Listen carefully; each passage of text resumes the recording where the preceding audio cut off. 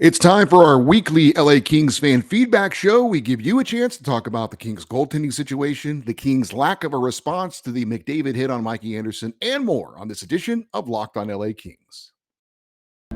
You are Locked On Kings, your daily podcast on the Los Angeles Kings, part of the Locked On Podcast Network, your team every day.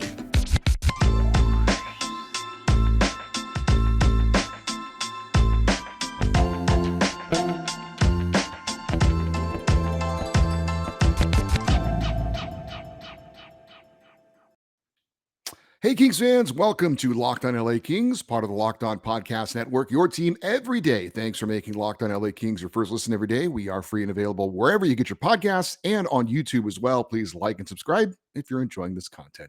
My name is Eddie Garcia. I'm your host of Locked on LA Kings. I've worked in sports media for the past 30 years, 20 plus years at the Fox Sports Radio Network. I'm also co-host of the Puck Podcast. It's a weekly NHL review show that's been putting out content for the past 16 years and a passionate LA Kings fan for 30 years. We are going to give you a preview of tonight's big game in Las Vegas against the Golden Knights, and will the Kings be facing an old friend or not? Also, some news on the injury issues going on with the LA Kings, and where do the Kings sit in the Pacific Division heading into tonight's big game against the Golden Knights. But this is a show mostly about you and what's on your mind as Kings fans and what has happened with the team over the past week. And several of you wanted to address the Kings goaltending situation. So that is where we are going to start. Our first email comes from Michael V, and he did not include his location. That means I get to make it up. And so I'm going to say Michael is in Montebello. He says, I am still so annoyed at Kings fans and their constant fear that Copley is not number one material. He keeps winning, and it seems to never be enough. Is it because of his goals against stats? Who cares if he wins the games? Is it because of his lack of playoff experience? Korpisalo only has 9 games of playoff experience, so I think the argument that Korpisalo should be the number one goalie because of that is preposterous. Every time I bring up the number of wins Copley has, it increases. He's now at 24, 4, and 3. He's got the team 27 out of 31 points, or you should say he's gotten the team points in 27 out of 31 games. That's an incredible stat. It's ridiculous to me that Copley isn't the resounding number one goalie. At a minimum, I think Copley is deserving of the rotation during the playoffs because no way whatsoever has Korpisalo played better to win the number one job. Yes, it's fantastic we have another good goalie. I also don't feel you have to declare a number one goalie for the playoffs. Kelly Rudy also agreed recently on an episode of the Jeff Merrick Show that the playoffs don't require a number one goalie to be determined in the playoffs and that a rotation could work well. There is no one on the Kings team that has proven himself more than Copley. I just don't know what Copley has to do to earn people's confidence. Michael, obviously a very passionate supporter of Phoenix Copley, and understandably so. You are correct. He has been the biggest reason why the Kings have had the success they've had this year because of where the Kings goaltending situation was and what he was able to provide for them. I have brought up the playoff experience, and I think that should only be maybe a tiebreaker type of a situation if both goaltenders play well down the stretch, which they both have. Yes, Jonas Korpisalo only has 9 playoff games, but he was exceptional in those 9 playoff games.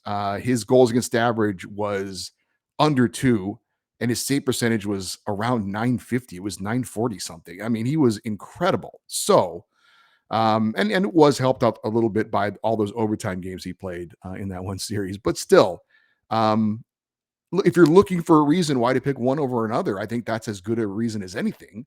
But look, I've said it all along, no matter what the coaching staff decides, I'm going to be okay with it. And your point about the comments of former Kings goalie Kelly Rudy, who now works in the hockey media, I think they talked about it during the broadcast on ESPN between the Kings and the Oilers. There's not a lot of number one goaltenders around the league, like legitimate, solid number one guys. These guys are not going to get out of the net unless there's an injury.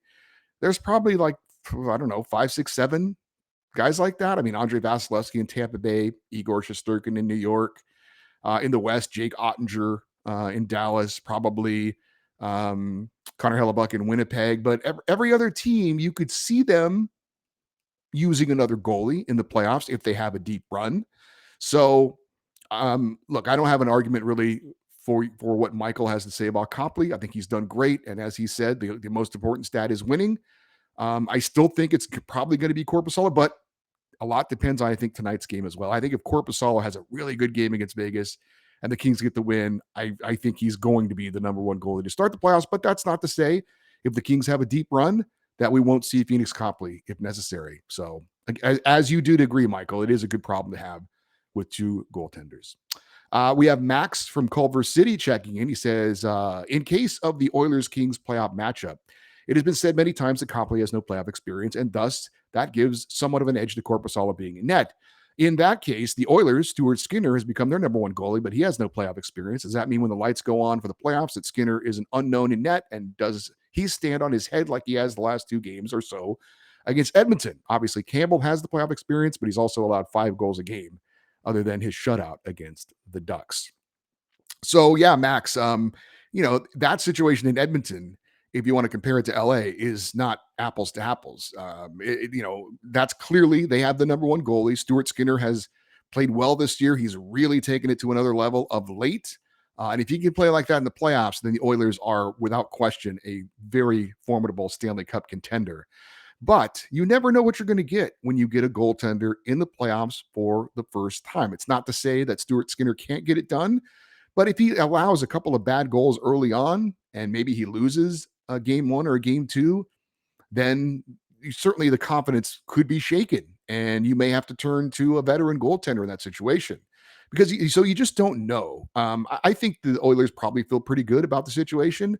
But again, when you've never been in that situation, you don't know. I know a couple of years ago, I think it was Tristan Jarry of the Penguins had a great regular season, and then he got in the playoffs and he just couldn't handle it. So it does happen.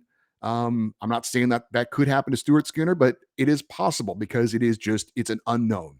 If he gets off to a good start, maybe he says, this playoff thing's no big deal.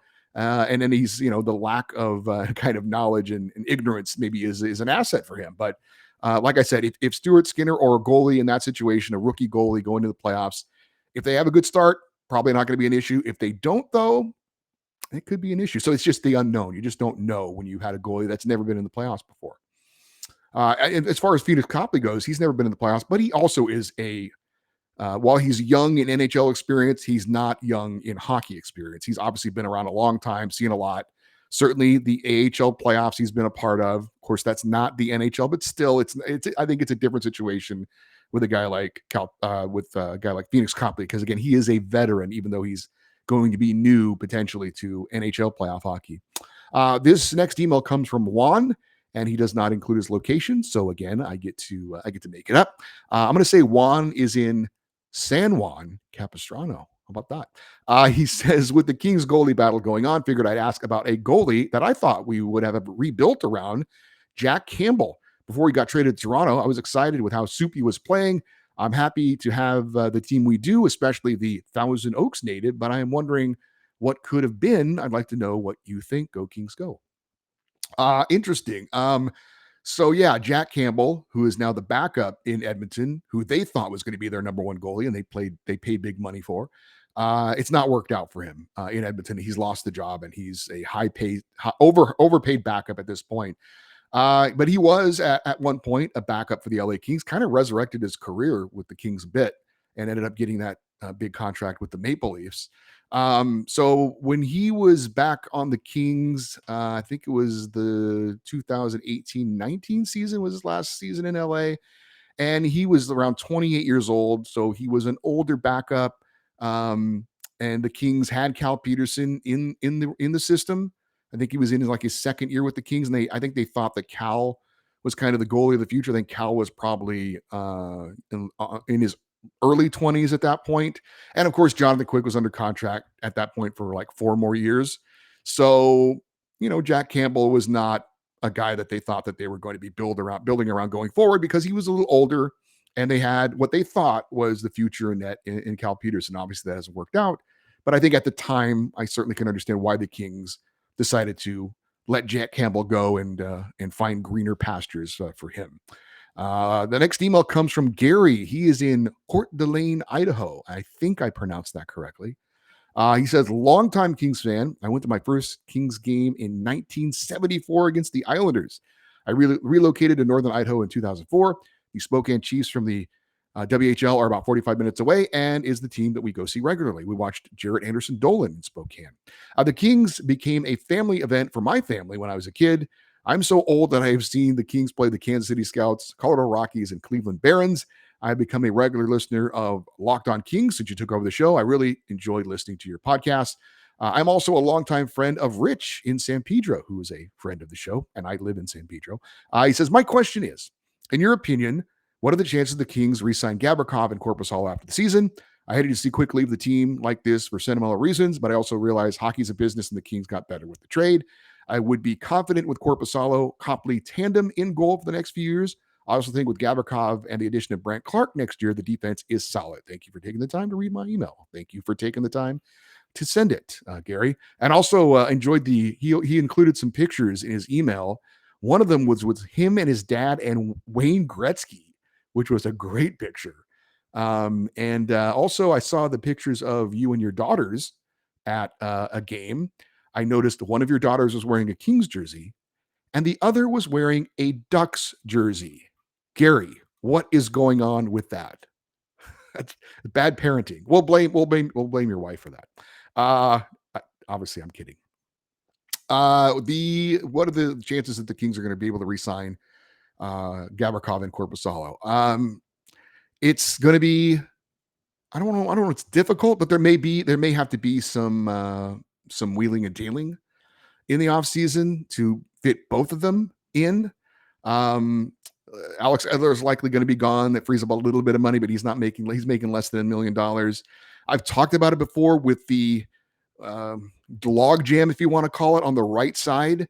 Do the Kings maybe make a move and ship out Sean Durzi or even a Sean Walker maybe to free up a little cap space because you've got younger, cheaper players waiting in the wings like a Brant Clark, as you mentioned. So it's going to be tough. I think Gavrikov is probably the priority, but that could change if Korpisalo has a great postseason. But in the end, hopefully these two guys have had a great experience in LA. It seems like it so far. Hopefully they enjoy playing meaningful games.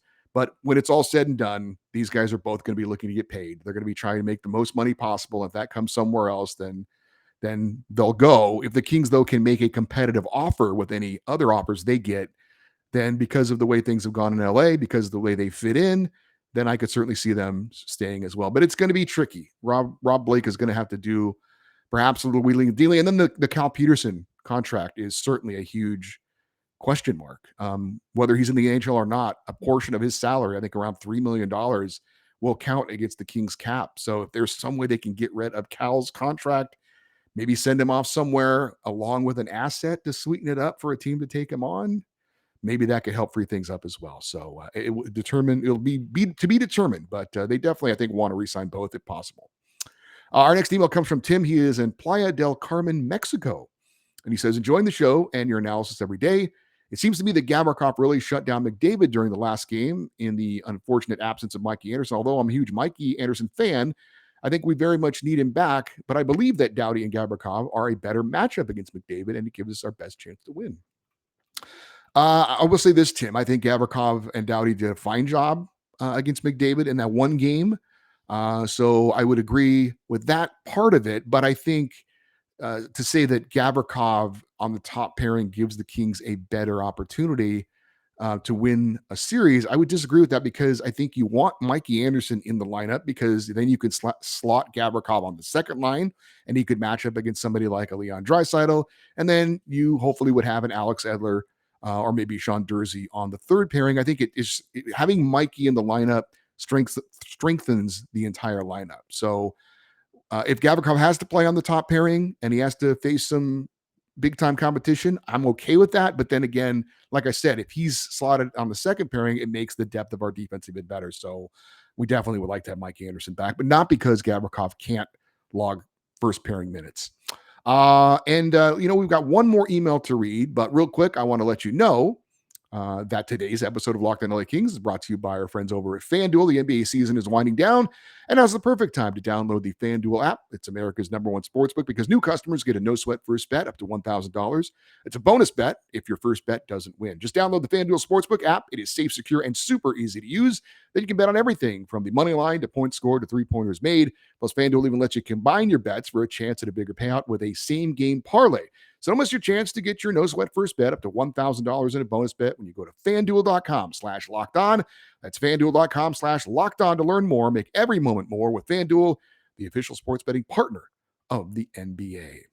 We're going to get to some YouTube comments in just a second, but we had a real quick email from Sundeep Puni. He is from parts unknown as well, so I get to make it up. I'm going to say that he is in Silmar. He says, do you think we can see Brant Clark in the playoffs? And I have to plead a little ignorance on this, Sundeep. I think it's possible we could. I'm not saying we will. Okay. Could we see him? Is it possible under NHL rules that Brant Clark could join the LA Kings to the playoffs? I believe the answer is yes. But if he does, then he would have gone over the threshold for the number of games played at the NHL level, and the first year of his entry-level contract would kick in. And so basically he would burn the first year of his contract to play in the playoffs. Now, I don't think there are different rules for that regarding postseason over regular season. I'm not 1,000% sure on that, but I think that's how it works. But let's just assume that they can, and the Kings are willing to burn that first year of the entry-level deal, which I don't think they are because they want him under team control for an extra year after this. Do you really want to put Brant Clark in to see the bulk of his NHL time in playoff situations? I don't know that that's necessarily fair to him. Do I believe he has the talent to be an NHL player now? I do, but it's asking a lot of a young guy to go from playing 9 games in the NHL in his life, and then now you're playing in playoff situations. I think the Kings are okay with where they are right now. Do I think Brant Clark eventually will be a very special player for the Kings? I do. But I just, all the way around, burning the first year of his contract, if that's part of it, which I think it would be, and then throwing him into playoff action like that, it's a lot to ask. I think that they would prefer not to do that. The only way I think I could see that happening is if somehow the Kings were just completely devastated on the blue line, much more than they are now. If they were to lose Doughty or a Gavrikov or something like that, maybe it's possible, but I seriously doubt we will see that. I do think, though, it is, if you're asking me the question, could the Kings do that if they wanted to? I believe the answer is yes, but I don't think that that's going to happen. Let's get to some of I haven't heard anybody talk about that, by the way. I've heard no one bring up that possibility. No one has mentioned it, so I just don't see that happening. Let's get to some of your YouTube comments, and a lot of comments about the Kings' lack of a response from the hit on Mikey Anderson by Connor McDavid. Our first comment comes from a Warmonger 138. He says, I'm concerned with the lack of fight of this team. We have the 2 knee-on-knee incidences, the boarding, and a couple of others very recently. Where is the response from the Kings? I wish it wasn't so, but they need more toughness on this team if they want to make a run. It's no coincidence that as we got closer to the playoffs, teams started getting very physical with us, and now we have injuries. I would do the same thing if I was playing the Kings. These teams have come after the smaller guys and our stars. Where's the freaking response to that? They should have gone after, or they shouldn't have went after McDavid the rest of the game and let the chips fall where they may. I think he meant to say they should have gone after McDavid and let the chips fall from the way. They sent a clear message, and we did nothing. Also, Dr. Bob 512 checks in. He says, Eddie, no one should be surprised that the Kings players didn't respond to McDavid's cheap shot on Mikey. All season long, teams have taken liberties with our players with dirty plays and cheap shots with no retaliation or response by our players.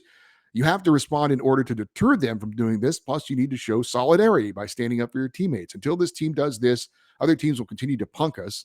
Either Blake needs to find 2 or 3 players to respond physically as like a Regier, Green, or Brownie did in our cup years, or existing players must step up their physicality, or else teams will continue to play from a we will continue to play from a disadvantage. He says, I'm really pissed off with an exclamation point at the end. I talked about it as well in the moment, that there should have been a response, and I will just kind of continue what I said in the moment. Doesn't mean you have to go sucker punch McDavid or do some sort of a cheap shot on him, but it does mean you do need to do something. You do need to send a message to him and to the other team that we're not going to let you do that without some sort of a response, whether it's a push, a shove, maybe it's a slash. Take a penalty in that situation if you have to. I know, like I said, in the moment, I know that they didn't want to take anything. It was early in the game. They didn't want to take a penalty, maybe give up a power play goal, and then you lose the game. I get all that, but I do agree with the sentiment that there have been some liberties taken against Kings players, and we have not seen the required response, in my opinion. They were, but the last Oilers game, you do have to admit the Kings were a little bit more physical, a little bit more feisty when it came to that kind of thing. And that was probably part of the Mikey Anderson situation. The Big Lebowski and several other fans wanted to check in on the latest loss to the Edmonton Oilers. We'll start with the Big Lebowski. He says Kings gave a valiant effort, but by the third period, they were visibly out of gas. Yes, they did tie it up, but the Oilers had an obvious advantage in the third period. It's impossible to play mistake-free hockey against someone like the Oilers. He says even the game before, the Kings tried that approach, and both times they lost. Not having scoring depth is certainly an issue with the Kings, only scoring 1 goal in 6 periods of play. Missing Fiala and Velarde doesn't help defensively, and goaltending-wise, Kings have looked good, but the lack of offensive skill might do the Kings in. The season has been overall a success, but the Kings and Rob Blake will need to take the team to another level. Find a second-line center, plus probably another scoring winger during the offseason. It won't be easy, but to get to that elite level, this team needs more size up front and more scoring depth. Still hoping for successful playoffs, and go Kings go. I don't know about the whole second-line center comment. I think the Kings are really happy with Philip Deneau. I do not think the Kings will be looking for a second-line center. As far as, getting a bigger physical player that can also produce, there's not a lot of those guys out there. There's not a lot of Tom Wilsons floating around in the NHL. This from Dave Young. He says, I didn't like the way the Kings played against the Oilers, found the Kings were playing not to lose instead of playing to win, and it was way too many puck turnovers in their own zone and the offensive zone and crazy blind passes across the Oilers' crease, hoping somebody would be there, and they weren't. It was almost like dishing the puck off, hoping for the best. They weren't setting it up and making plays happen like they can when their confidence is there. And with Skinner playing that well, it didn't help the Kings. The Kings can't go in thinking they can kill all the other Oilers power plays, which I don't think they will do, but they got to get back to playing Kings hockey, which is work, work, work, and skate, skate, skate. I hope the Kings strengthen some things out before the playoffs start, and getting first in the conference was so important because they would only have to play the Oilers or Vegas and not both, which it looks like it's going to be the case. But as always, go Kings, go. And also Frank checking in on that latest Kings-Oilers game. He says, goaltending was fine, defense as well. Kings are missing Fiala and Velarde. That kind of sums it up. Byfield can't put the puck in the net. The now configured third line has almost no offense. The fourth line is looking good. Just wish the staff would leave them alone and start to gel a little bit. Maybe the Kings want Edmonton to win the division so that they can open up against Vegas. Just a thought. And this from Cloudy215 Planet. I think at this point, we might be better off hoping we have Vegas in the first round over the Oilers. They're on such a hot streak and seem so impossible to beat. Plus, they have an easy schedule. So thank you guys, all of you, for checking in on your thoughts on some of the things involving the Kings from this past week. We do have some news we want to pass along regarding the Kings. Obviously, they're playing a huge, huge game in Vegas tonight. We'll check in on the division race, where things stand at the moment. But real quick, I want to thank you for listening to this show and remind you that once you're finished listening to this, maybe check out Game to Game NHL. Every moment, every top performance, every result. Locked On Game to Game covers every game from across the NHL with local analysts that only Locked On can deliver. Follow Game to Game on Locked On NHL, available on the Odyssey app, YouTube, and wherever you get your podcasts. All right, before we get into it, there is some news involving the Kings and the Vegas Golden Knights. As far as the injuries go, unfortunately, friend of the show and Kings insider Zach Dooley reported from Vegas that the morning skate this morning had no Kevin Fiala, no Gabe Velarde, no Mikey Anderson, and no Alex Edler. So obviously they are not playing in tonight's big game in Vegas. It has been confirmed Jonathan Quick will not start in net for Vegas tonight. It's going to be Laurent Brossoit. And while I'm sure that if it was Jonathan Quick, that the game would have gotten a ton of buzz around the NHL and a lot of eyeballs from across the hockey world. But personally, I'm glad it's not happening. If the Kings would have lost to the Golden Knights and Jonathan Quick would have played well, it would have been a bitter pill to swallow. And I'm glad if they lose, I'm not going to have to swallow that pill. That's just my personal opinion on it. I'd rather not feel any animosity towards Quickie if I don't have to, but that's just me. Maybe you feel differently. By the way, as expected, it will be Jonas Corposalo in net for the LA Kings. All right, so a quick look at what's on the line tonight for the Kings. Vegas, 104 points, leading the division, and they have the toughest schedule the rest of the way as far as the three teams fighting for the division title. Edmonton is 1 point behind Vegas after their win last night against the Ducks, and the Oilers have the easiest schedule of the three going forward. They've got 3 games left, where Vegas and LA has only 4. And the Kings, 100 points. If they lose tonight against Vegas, that would put them 6 points back of the Golden Knights with 3 to play. If the Kings win, they'd be 1 point back of Edmonton, 2 points back of Vegas. And if that's the case, game on. It's the division title's in play, second place is in play. But if the Kings lose this game tonight, with the Oilers' easy schedule coming up, I think it's going to be impossible to catch Vegas and very difficult to catch Edmonton. If the Kings lose tonight, I think they're going to be virtually locked into that 3 spot, and they're going to be on the road for the first round of the playoffs, not have home ice advantage. But again, if they win tonight, things are pretty wide open, and the final 3 games of the Kings would be super, super meaningful.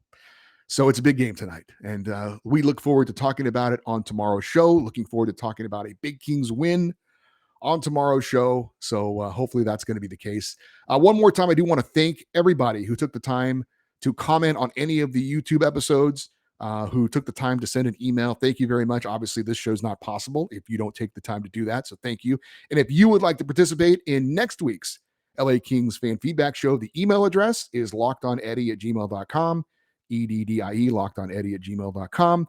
And you can just make comments. If you're watching on YouTube, just make comments below. And if I think they're, interesting and worthy of sharing with the group, then I will definitely do that on a show, upcoming show. And to be honest, a lot of people like to comment with just maybe a sentence, and that's totally fine. And I usually don't share those unless they're got some little nugget in there that I think is really good. But if you just want to say, I thought the Kings played terrible, I thought the Kings played great, or something like that, that's probably not going to get brought up on the feedback show. But I do appreciate all the comments, no matter how long or short they are, with the YouTube episodes. Hey, we're on Twitter at Locked On LA Kings. Love for you to follow us over there if you're on Twitter. And we're also on Instagram at Locked On LA Kings as well. Big game tonight. Looking forward to it. It's going to really impact the rest of the short regular season for the Kings. We'll see how it goes. Talk about it on tomorrow's show. I'm Eddie Garcia. Thank you, as always, for listening and watching Locked On LA Kings, part of the Locked On Podcast Network. We'll talk to you tomorrow. Have a great rest of your day. And as always, go Kings, go.